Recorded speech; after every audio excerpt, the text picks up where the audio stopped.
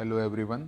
तो आज हम लोग भारतीय राज्य व्यवस्था का पार्ट पढ़ेंगे तीसरा। इसमें हम लोगों ने पहले संविधान सभा के बारे में पढ़ चुके हैं दो पार्ट में। पहले में संविधान सभा कैसे बनी, दूसरे में संविधान सभा की कमियां और संविधान सभा की विशेषताएं पढ़ लिया हमने। अब हम लोग तीसरे पार्ट के अंदर संविधान सभा के स्रोत पढ़ेंगे कि संविधान सभा में जितने भी चीज़ें हमने संविधान के अंदर ली हैं वो कौन कौन से देश से हमने अडोप्ट किए हैं या कौन कौन से देशों से हमने ग्रहण किए हैं। ठीक है, इससे पहले हम लोगों को पता है कि संविधान सभा की हमने दो चीज़ें पढ़ ली है। एक तो संविधान सभा बनी कैसे, वो बनने का पीरियड आ गया संविधान सभा के, फिर इसकी विशेषताएं आ गई, इसकी कमियां आ गई। ठीक है, इसकी विशेषताएं आ गई, इसकी कमियां आ गई, और इसकी जितनी भी समितियां बनी थी ना, कितनी समितियां बनी थी, कितना समय लगा, कितनी समितियां बनी, कौन कौन उन समितियों के अध्यक्ष थे, ये सब हम लोग इसके पिछले वाले वीडियो में पढ़ चुके हैं। ठीक है, अब जो हम पढ़ेंगे वो पढ़ेंगे कि कौन कौन से स्रोत हमने इस संविधान सभा के कौन कौन से देश से लिए हैं, अलग अलग देशों से। ठीक है, तो शुरू करते हैं। सबसे पहले जो भारतीय संविधान का स्रोत था, मुख्य स्रोत, वो हम लोग मानेंगे भारतीय शासन अधिनियम। जो भारतीय शासन अधिनियम 1935 से, उससे हम लोगों ने बहुत सारी चीज़ें अडोप्ट किए हैं। ठीक है, उसके अंदर क्या किया हमने, बहुत सारी चीज़ें अडोप्ट की हैं। उसके अंदर मुख्यतः ये बातें होती है कि पहली कौन सी है, संघीय व्यवस्था। संघीय व्यवस्था में क्या होता है, दो दो संघ आते हैं इसके अंदर, शामिल होते हैं। संघीय व्यवस्था में ऐसे होगी कि हमारा जो देश है वो राज्यों से मिलकर के बना होता है, बहुत सारे राज्यों से मिलकर के बना हुआ है। इसमें कई राज्यों सम्मिलित हैं, बहुत सारे, और इसका वर्णन हमें अनुच्छेद 1 में मिलता है। भारत के जो संविधान बना रखा है उसके आर्टिकल 1 में, यानी अनुच्छेद 1 के अंदर लिख रखा है कि भारत क्या है, एक राज्यों का संघ है।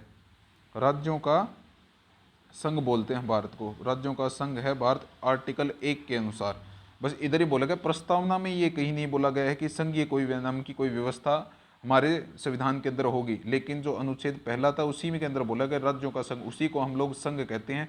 और इनके अंदर एक सुविधा और भी है, भारत के जो संविधान बना रखा है उसमें ये बोला गया है कि जो राज्यों के संघ में जितने भी राज्य सम्मिलित हैं होते हैं, उनको अपना अलग एक स्वतंत्र होकर के देश बनाने की आज़ादी नहीं है। कल को मान लो कोई भी बोल दे, राजस्थान जैसे बोल दे कि हम अलग होकर के अपनी एक बनाएंगे, कि हम लोग अलग देश बनेंगे, तो वो संविधान के अंदर लिखा गया है उसके अंदर कि वो बन नहीं सकते, अपनी मर्जी से नहीं बन सकते, वो राज्यों के संघ के रूप में ही भारत रहेगा।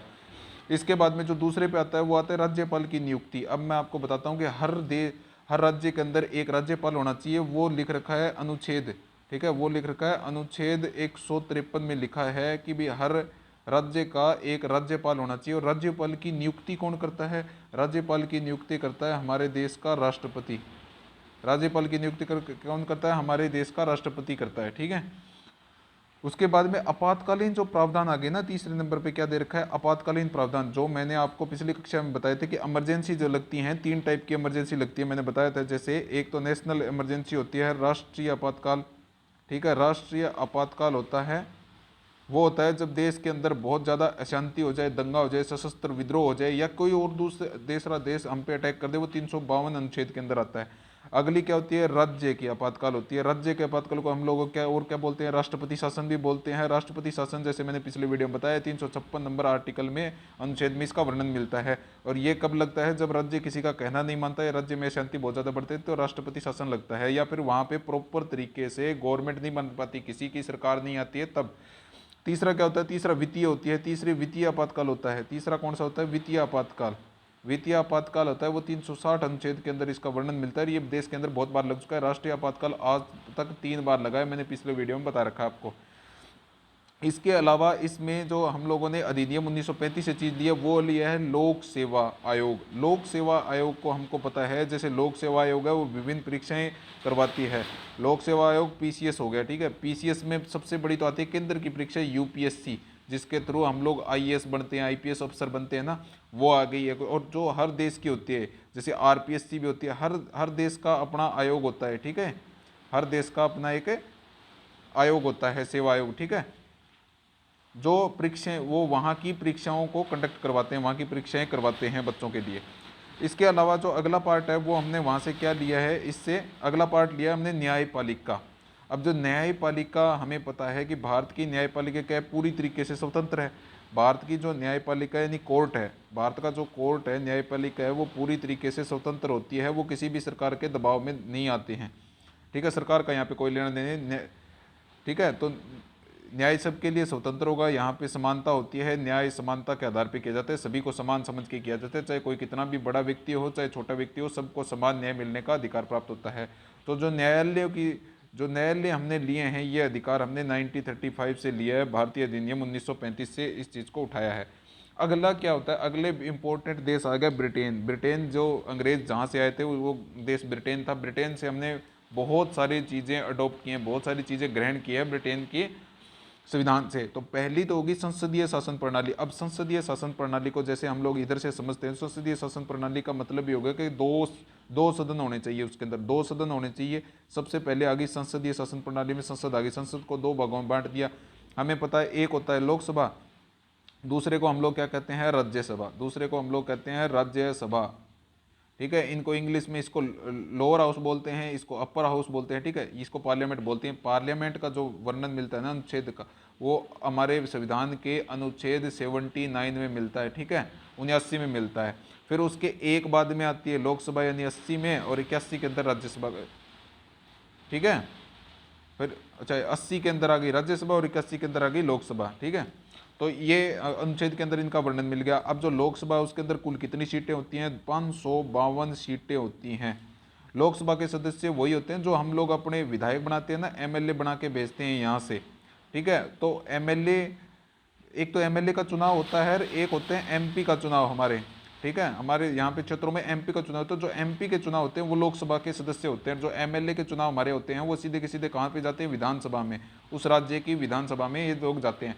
और जो राज्यसभा है उसमें टोटल सदस्य कितने होते हैं, 250 होते हैं। राज्यसभा के सदस्यों को कैसे चुना जाता है, जो ये राज्यसभा के सदस्य होते हैं, ये जो एमपी हमारे से बन के लोकसभा में गए हैं ना, वो ही लोग मिल करके राज्यसभा के सदस्यों का चुनाव करते हैं। एमपी और एमएलए जो लोकसभा के अंदर बैठे हैं ना, वही मिलकर के राज्यसभा के सदस्यों को वहां से चुनते हैं। तो ये हो गया यहाँ से, एक तो हम लोग संसदीय प्रणाली ले ली। अब दूसरी क्या आती है, ये द्विसंसदीय शासन प्रणाली हमने देख लिया, राज्यसभा लोकसभा दो में होता है। अब तीसरा इसने बोल रखा है कैबिनेट व्यवस्था। अब कैबिनेट व्यवस्था का मतलब क्या होता है, कैबिनेट के बहुत सारे मंत्रिमंडल होते हैं। कैबिनेट का मतलब हो गया मंत्री परिषद। तो मंत्री परिषद में बहुत सारे मंत्री रहते हैं, जैसे अभी हमारे गृह मंत्री कोई अमित शाह हैं जैसे, ठीक है। फिर रक्षा मंत्री आ गया, ठीक है।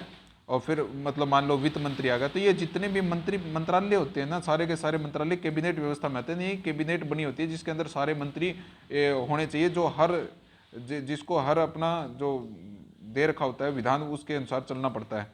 जैसे रक्षा मंत्रालय किसी को रक्षा मंत्री को मिल गया है, गृह मंत्रालय हर किसी को एक एक आदमी को दिया जाता है, जिसको मंत्री परिषद कहते हैं हम लोग। एकल नागरिकता का मतलब क्या होता है कि हमारे देश में सिर्फ एकल नागरिकता ही होती है। जैसे ब्रिटेन में एक नागरिक होता है, वो अगर ब्रिटेन का सदस्य है तो वो किसी और देश का सदस्य नहीं होता उसी टाइम पे, ठीक है। वो ब्रिटेन का ही रहता है। ऐसे ही हमारे भारत में जो अगर एक आदमी भारत का नागरिक है तो वो दूसरे देश में जा करके अगर वो किसी दूसरे देश की नागरिकता ग्रहण कर लेता है तो फिर वो भारत का नागरिक नहीं रहता। केवल जम्मू और कश्मीर को छोड़कर, जम्मू और कश्मीर में एकल नागरिकता नहीं है। इसके अलावा ये पद आ गया प्रधानमंत्री पद। प्रधानमंत्री पद भी हम लोगों ने ब्रिटेन से लिया है। और इसका मतलब क्या होता है कि प्रधानमंत्री कौन बनता है, जिसके बहुमत होते हैं, ठीक है, जिसका लोकसभा में बहुमत होता है, यानी 552 सीटें होती है लोकसभा में, उसमें बहुमत यानी 280 सीटों के आसपास अगर कोई ले लेता है ना, तो उसकी पार्टी का प्रधानमंत्री बनता है। और राष्ट्रपति पद भी हमने वहीं से लिया। राष्ट्रपति पद एक मनोनीत पद होता है, जो नामांकित पद होता है। तो राष्ट्रपति का पद भी हम लोगों ने ब्रिटेन से ही लिया है। इसके अलावा लोकसभा में स्पीकर और उपाध्यक्ष का पद, स्पीकर यानी कि अध्यक्ष और उपाध्यक्ष दोनों का पद भी हम लोगों ने ब्रिटेन से लिया है। इसका हमें अनुच्छेद 93 के अंदर इस चीज़ का वर्णन मिलता है। और लोकसभा का स्पीकर को कौन चुन सकता है, लोकसभा के स्पीकर को लोकसभा के जो चुने हुए सदस्य हैं सिर्फ वही चुन सकते हैं। कैसे, नॉर्मल वोटिंग से, यानी कि अगर 50% से ज़्यादा किसी ने एक तरफ वोट कर दिया तो वही जीत जाएगा, उसी को हम लोग अध्यक्ष बना देंगे, लोकसभा का अध्यक्ष बना देंगे, ठीक है। तो ये सारे पद हमने ब्रिटेन से ले लिए। अगला क्या आता है, संयुक्त राज्य अमेरिका। यहाँ से पहली ही चीज़ सबसे इंपॉर्टेंट ये लिए कि लिखित संविधान। हमारा संविधान सबसे बड़ा दुनिया का लिखित संविधान। तो लिखने की जो संविधान की परंपरा है वो हमने ली थी कहाँ से, संयुक्त राज्य अमेरिका से। संयुक्त राज्य अमेरिका पहला देश था जिसने संविधान लिखा था। और संयुक्त राज्य अमेरिका के संविधान बहुत ही छोटा है, इसमें केवल 7 अनुच्छेद आते हैं, ठीक है। और ये सबसे कम समय में, बहुत ही कम समय में लिखा गया था, केवल 4 महीने में लिख दिया गया था इसको। ठीक है। तो लिखित संविधान हमने कहाँ से ले लिया? संयुक्त राज्य अमेरिका से। उसके अगला बहुत ही इंपॉर्टेंट पार्ट है मौलिक अधिकार, जो हमें मिलते हैं, आम नागरिक को मिलते हैं मौलिक अधिकार, अनुच्छेद 12 से 35 तक, जिसमें हम लोगों को पता है, हम लोग बोलते हैं समानता का अधिकार भी आता है, स्वतंत्रता का अधिकार आता है, फिर धार्मिक स्वतंत्रता का अधिकार आता है, शोषण के विरुद्ध अधिकार आता है, शिक्षा का अधिकार आता है। ये जो सारे अधिकार है वो किसमें? मौलिक अधिकार में। तो मौलिक अधिकार हमने कहाँ से लिया? अमेरिका से। उसके अलावा जो हमारी प्रस्तावना है, जो हमारा प्रीमेबल है, जो प्रस्तावना है, जो बहुत इंपॉर्टेंट पार्ट है हमारे संविधान का, कि कैसे संविधान लिखा जाना चाहिए, संविधान की प्रमुख विशेषताएं क्या हैं, वो सारी की सारी आती है प्रस्तावना के अंदर। ठीक है। जैसे हमारा देश क्या होना चाहिए? रिपब्लिक होना चाहिए, गणतंत्र होना चाहिए, धर्मनिरपेक्ष होना चाहिए, ठीक है, समाजवादी होना चाहिए, धर्मनिरपेक्ष होना चाहिए, समाजवादी होना चाहिए। ये सारी चीज़ों का वर्णन हमें कहाँ पे मिलेगा? प्रस्तावना में मिलेगा। उसके अलावा उच्चतम न्यायालय, यानी जो सुप्रीम कोर्ट होता है, हाई कोर्ट होता है, वो सारे के सारे जो हमने लिए वो लिए संयुक्त राज्य अमेरिका से। ठीक है। इनका वर्णन हमें कहाँ से मिलेगा? अनुच्छेद 124 से 147 के बीच में हमें उच्चतम न्यायालयों का वर्णन मिलेगा। और जो ये न्यायपालिका है, जो हमारे न्यायालय, ये पूरी तरीके से स्वतंत्र होते हैं, इसके ऊपर किसी का कोई दबाव नहीं होता सरकार का। ये जो निर्णय लिए जाते हैं वो वहाँ पे न्याय के हिसाब से लिए जाते हैं। किसी ने गुनाह किया तो उसको उसकी सज़ा मिलेगी, और अगर किसी ने नहीं किया तो उसको बाइज्जत बरी किया जाएगा। ये न्यायालय की स्वतंत्रता भी हमने संयुक्त राज्य अमेरिका से ली है। और यहाँ से हमने ये भी लिया है कि जो राष्ट्रपति होता है हमारे देश का, वो जो सारी रक्षाएं सेना होती हैं, तीनों होती हैं, जल थल और वायु सेनाएं होती हैं, उनका सुप्रीम कमांडर होता है, वो सबसे बड़ा कमांडर होता है। वही उनको बोलता है युद्ध किस में, कि युद्ध करना है नहीं करना है, वो राष्ट्रपति के द्वारा बोला जाता है। फिर राष्ट्रपति को हटाने की जो प्रक्रिया, वो भी हमने अमेरिका से ही ली है। हम लोग अनुच्छेद 61 के अनुसार हमारे राष्ट्रपति को हटा सकते हैं। उसके लिए हमें थोड़ी प्रोसेस करनी पड़ती है कि किसी भी संसद के सदन में, जैसे या लोकसभा या राज्यसभा में, वहाँ के सदस्य क्या होते हैं, 14 दिन पहले नोटिस देते हैं, और फिर बाद में 14 दिन के बाद में वोटिंग करवा करके 2/3 सदस्य अगर वोटिंग कर देते हैं कि भी इसको हटाना है, तो वो राष्ट्रपति हट जाएगा। उसके अगला क्या है? उपराष्ट्रपति का पद है, जो राज्यसभा का अध्यक्ष होता है। जो उपराष्ट्रपति चुना जाता है ना, वो राज्यसभा के अंदर अध्यक्ष का पद संभालता है। ठीक है।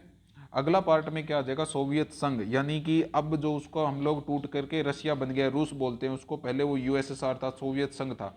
तो उससे हमने एक बहुत इंपॉर्टेंट चीज ली, मौलिक कर्तव्य। हम लोगों ने क्या लिए थे उनके पास से? मौलिक कर्तव्य। और मौलिक कर्तव्यों को कब जोड़ा गया था? 42वें संविधान संशोधन 1976 में मौलिक कर्तव्यों को हमारे संविधान के अंदर जोड़ा गया था।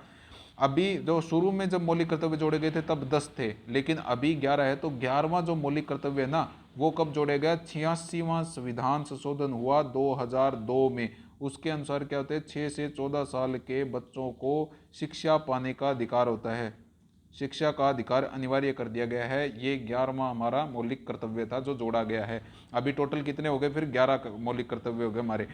दूसरी चीज हमने रूस से क्या लिए? सोवियत संघ से पंचवर्षीय योजनाएं। पहले हमारे आज तक 12 पंचवर्षीय योजनाएं चलती थी। ठीक है। 5 साल का में क्या क्या कार्यकाल होगा उसका विवरण मिलता था। जैसे पहले 51 से 56 तक मिली, तो 51 से 56 तक उन्होंने बोला कि हम लोग कृषि में बढ़ावा करेंगे, जीडीपी में वृद्धि करेंगे, गरीबी हटाएंगे। तो ये जो सारी चीज़ें हैं वो बोली जाती थी। 12 पंचवर्षीय योजनाएं हमारे भारत में चली 2017 तक। लास्ट क्या थी? 2012 से 2017। उसके बाद में पंचवर्षीय योजना को नरेंद्र मोदी जी के द्वारा हटा दिया गया। उसकी जगह क्या आ गया? नीति आयोग ने जगह ले ली। अब उसकी जगह कौन आ गया? नीति आयोग। जो नीति आयोग आ गया है उसका, ये कब आया था? ये आया था 1 जनवरी 2015 से नीति आयोग भारत में शुरू हो गया था। इसके सीईओ कौन है अभी? इसके अध्यक्ष तो हमेशा से कौन रहेंगे? अध्यक्ष तो हमेशा रहते हैं हमारे देश के प्रधानमंत्री, जो अभी कौन है? नरेंद्र मोदी जी हैं। ठीक है। नरेंद्र मोदी है वो अध्यक्ष हैं, और इसके सीईओ कौन बन रहे हैं? अभिकांत दास। ठीक है। इसके सीईओ कौन है? अभिकांत दास, नीति आयोग के। ठीक है। ये चीज़ें होगी क्लियर। इसके बाद में जो हम जो लोगों ने चीज़ ली है रसिया से, वो लिया सामाजिक, आर्थिक और राजनीतिक न्याय। ठीक है। सामाजिक, आर्थिक और राजनीतिक। अब सामाजिक का मतलब क्या होता है? सामाजिक न्याय का मतलब ही क्या है कि सामाजिक न्याय का मतलब है समाज के अंदर सभी को समानता मिलनी चाहिए। यानी लिंग हो गया, जाति हो गई, यानी कौन सा लिंग है, स्त्री है, पुरुष है, उसमें जाति हो गया। ठीक है। उसमें धर्म के आधार पे, इसमें जो लिंग हो गया, जाति हो गया, इनके आधार पे सभी को समान माना जाएगा। ये सामाजिक न्याय लिया है हमने। फिर एक लिया है हमने आर्थिक न्याय। आर्थिक न्याय किसको बोलते हैं? कि भाई जो आय होती है ना, आय के आधार पर लोगों में भेदभाव नहीं किया जाएगा, कभी कौन अमीर है कौन नहीं है, तो आय के आधार पर लोगों में भेदभाव नहीं किया जाए, वो आर्थिक न्याय हो गया। तीसरा न्याय हमने क्या लिया है, तीसरा लिया राजनीतिक न्याय।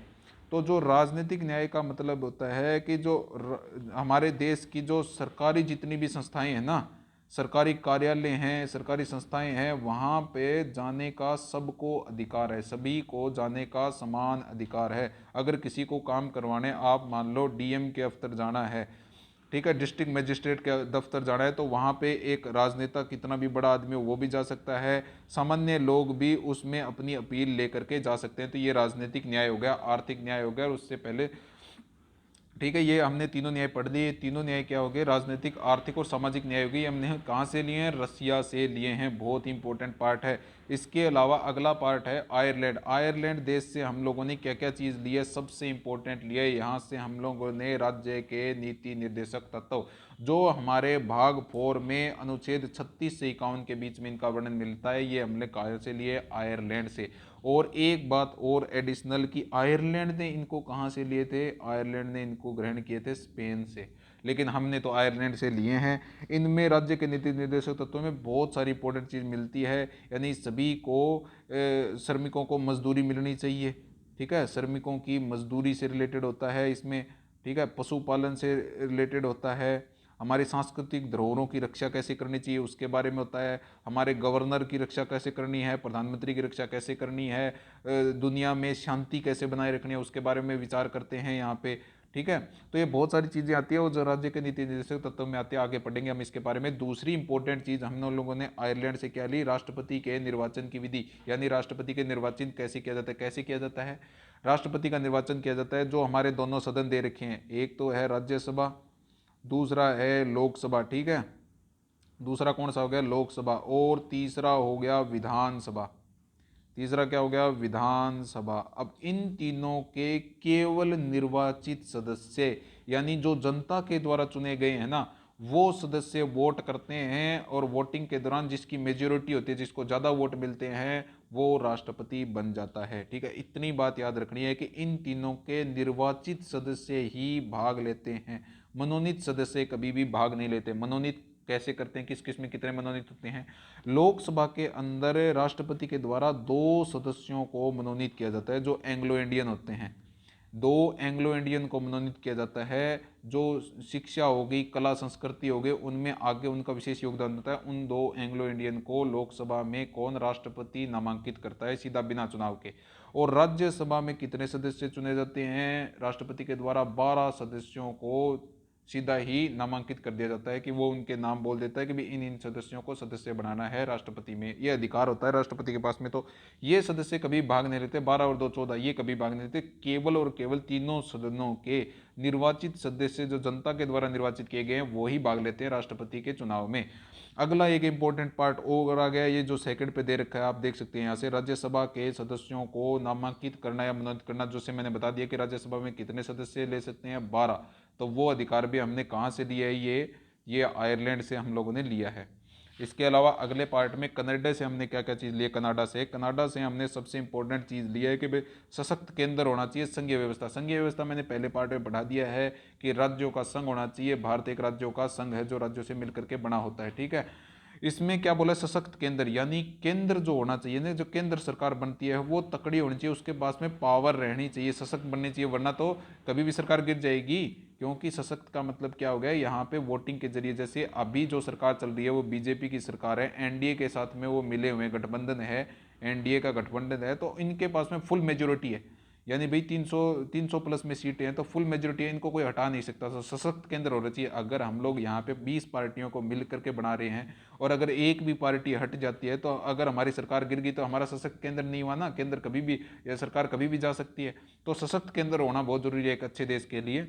उसके अलावा जो शक्तियाँ मिलती है वो केंद्र और राज्यों में बंटी होनी चाहिए, आधे आधे अधिकार होने चाहिए। शक्तियाँ, जैसे कुछ शक्तियाँ होती है केंद्र के पास छोड़ी जाती है, और कुछ होती है राज्य के खुद के अधिकार होते हैं। जैसे राज्य में कोई सुविधाओं का अगर राज्य में करते हैं तो राज्य कैसे बनेंगे, राज्य में बहुत सारी चीज़ें बनती हैं अलग अलग, और केंद्र के अंदर भी बहुत सारी होती हैं। जैसे वन आ गया, वन क्षेत्र में कैसे विकास करना है वो केंद्र से रिलेटेड होता है।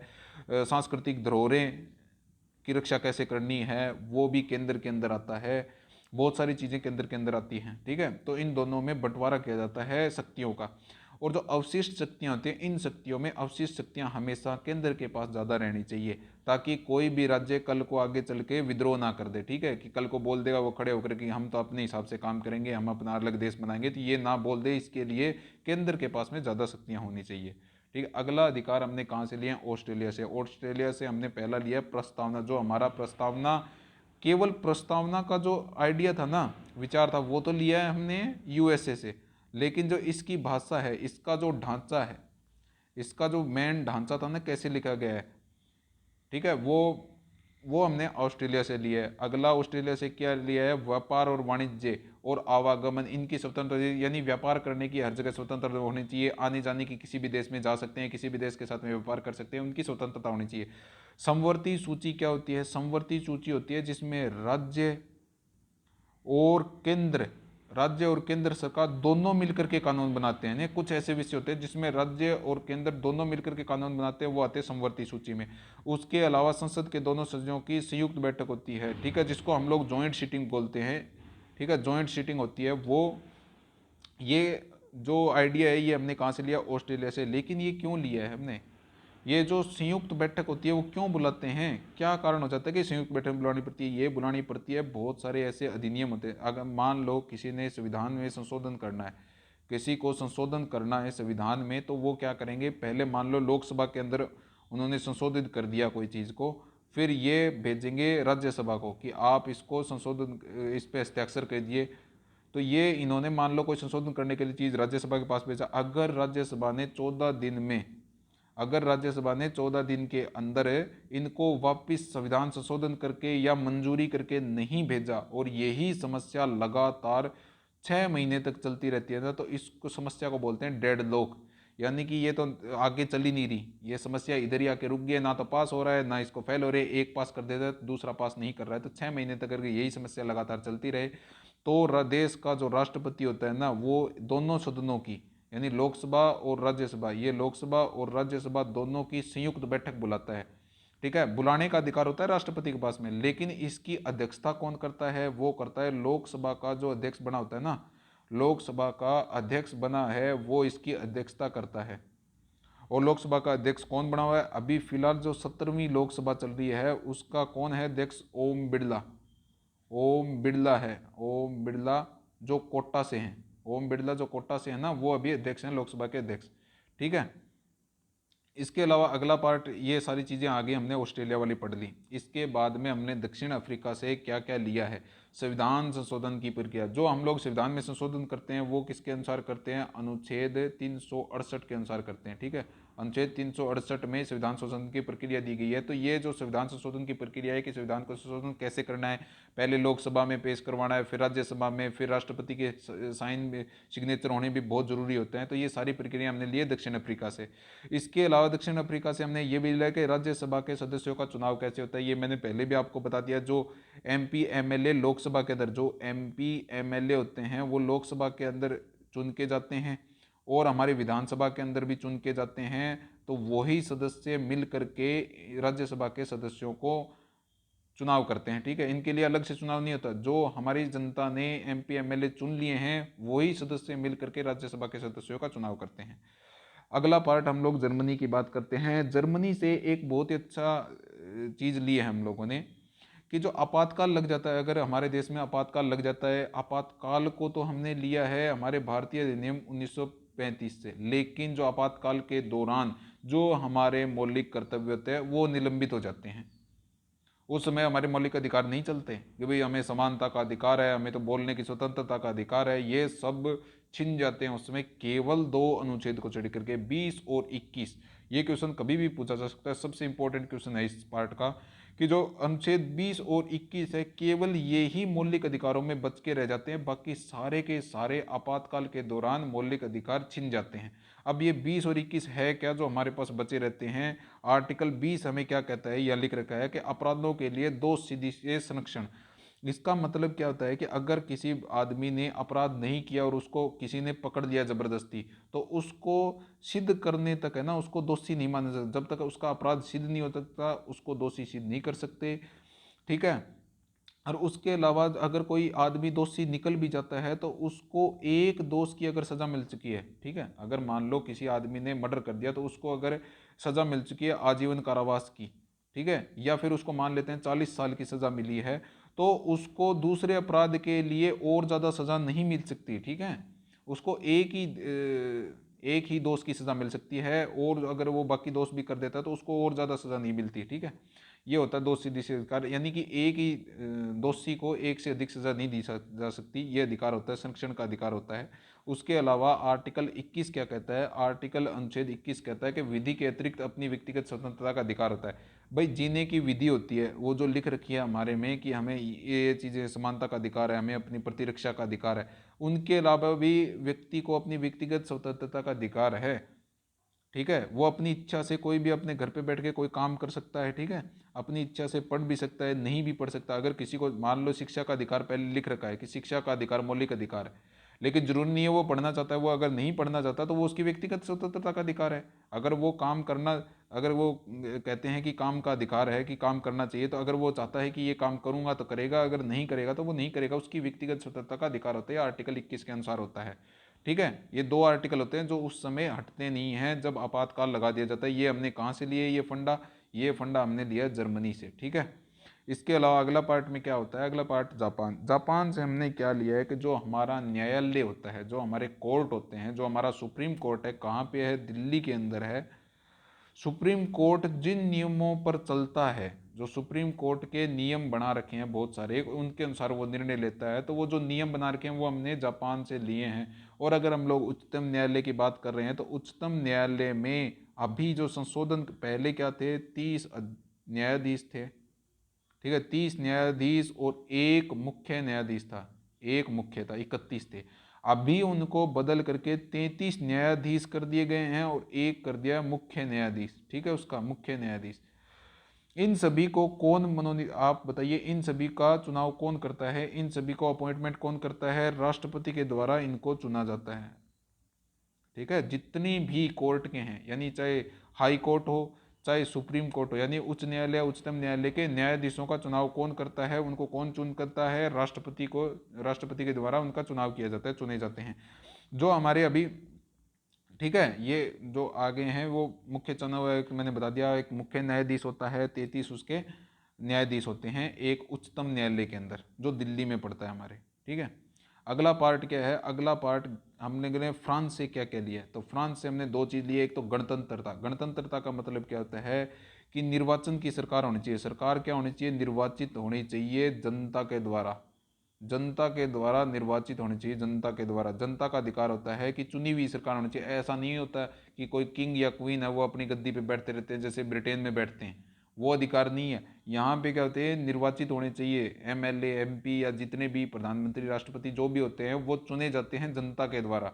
वहाँ के प्रतिनिधि जनता के द्वारा चुने जाते हैं, उसको बोलते हैं गणतंत्रता। ये सिद्धांत हमने कहाँ से लिया, फ्रांस से। और एक और बहुत इंपॉर्टेंट जो हमारे प्रीमेबल प्रस्तावना के अंदर मिलता है कि स्वतंत्रता, समानता और बंधुत्व की भावना, ये हमने लिया है फ्रांस से। ये फ्रांस में जब क्रांति हुई थी ना, फ्रांस की क्रांति हुई थी, फ्रांस में क्रांति हुई थी, तब ये तीन चीज़ें उभर करके सामने आई थी। उनकी डिमांड भी यही थी फ्रांस की क्रांति की कि स्वतंत्रता, समानता और बंधुत्व की भावना होनी चाहिए, सभी को स्वतंत्रता का अधिकार है, समानता होनी चाहिए हर चीज़ में, और बंधुत्व की भावना का विकास हो। तो ये जो सारी चीज़ें हैं वो फ्रांस की क्रांति से रिलेटेड है। अब फ्रांस की क्रांति कब हुई थी, ये हुई थी 1789 से 1799 के बीच में फ्रांस की क्रांति हुई थी। वहाँ से हमने तीन चीज़ें उठाई, स्वतंत्रता, समानता और बंधुत्व की भावना, ठीक है। तो ये हम लोगों ने जितने भी इम्पोर्टेंट कंट्री थे वहाँ से हम लोगों ने क्या क्या संविधान के स्रोत लिए हैं वो हमने पढ़ दिए हैं इस वीडियो के माध्यम से। अगले वीडियो में हम लोग इसके आगे की अनुसूचियाँ पढ़ेंगे, जो हमारे 12 अनुसूचियाँ हैं हमारे संविधान के अंदर, 395 अनुच्छेद हैं और 12 अनुसूचियाँ। तो 12 अनुसूचियों के बारे में अगले वीडियो के अंदर हम लोग पढ़ेंगे। अगर आपको ये वीडियो पसंद आए तो आप लाइक कीजिए, शेयर कीजिए, सब्सक्राइब कीजिए। अगर आपकी कोई भी क्वेरी हो तो आप उसको कमेंट बॉक्स में लिख सकते हैं, हम आंसर ज़रूर करेंगे उसका। Thank you.